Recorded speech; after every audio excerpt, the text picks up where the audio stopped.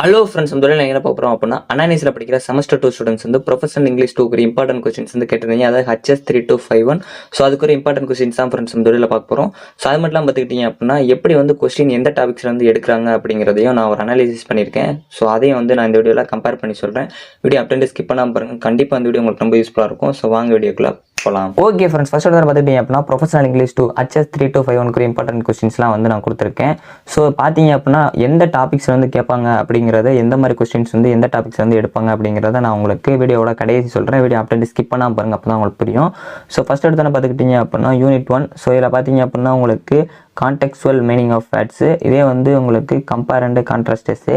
So இது வந்து part A part Bயில் இருக்குது. ஸோ அதுக்கப்புறம் யூனிட் 2 பொறுத்த வரைக்கும் பார்த்தீங்க அப்படின்னா இன்ஃபினிட்டிவ் ஜெரண்ட்ஸ், இந்த இது வந்து ஒரு முக்கியமான டாபிக்.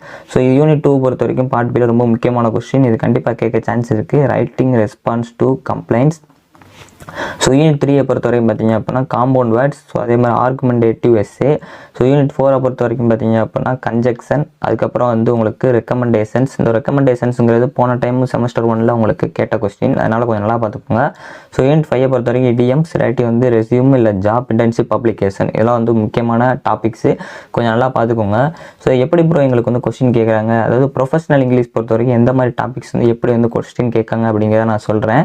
இது எல்லாமே பார்த்தீங்க அப்படின்னா உங்களோட செமஸ்டர் 1 வச்சு அனாலிசிஸ் பண்ணது தான். கண்டிப்பாக இந்த மாதிரி கேட்பாங்களா அப்படிங்கிறது தெரில. பட் இந்த டைமும் அந்த மாதிரி கொஸ்டின் எடுத்தாங்க அப்படின்னா கண்டிப்பாக இந்த மாதிரி தான் வரும். ஸோ அதனால் நல்லா பார்த்துக்கோங்க இந்த டாபிக்ஸ்லாம்.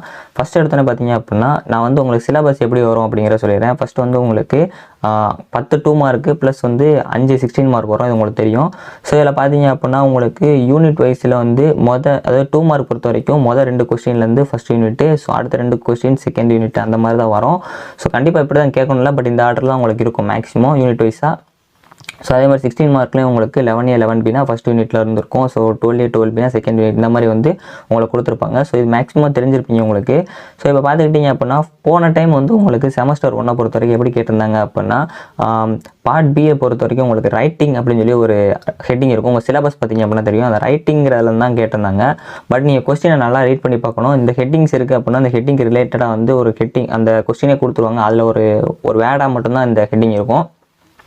நீங்கள் அதை வச்சு தான் புரிஞ்சு இந்த ஹெட்டிங் இதில் வந்து நம்ம இப்படி எழுதணும், ப்ரெசன்டேஷன் பண்ணணும் அப்படிங்கிறத நீங்கள் தெரிஞ்சுக்கணும். நீங்கள் அப்படின்னா ரைட்டிங் அப்படிங்கிறத உங்களுக்கு பார்ட் Bயில் வந்து கேட்டிருந்தாங்க உங்களுக்கு செமஸ்டர் 1 கொஸ்டினை பொறுத்த வரைக்கும்.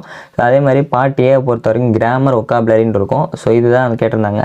ஸோ இது போக பார்த்தீங்க அப்படின்னா மேலே ஸ்பீக்கிங் இதெல்லாம் கொடுத்துருப்பாங்க. அதுலேருந்து கேட்டதாக அவ்வளோ சான்சஸ் இல்லை. ஸோ அதனால் இந்த கொஸ்டின்ஸ்லாம் நல்லா தரவு பண்ணிக்கோங்க. நான் கொடுத்துருக்க எல்லாமே அதே தான்.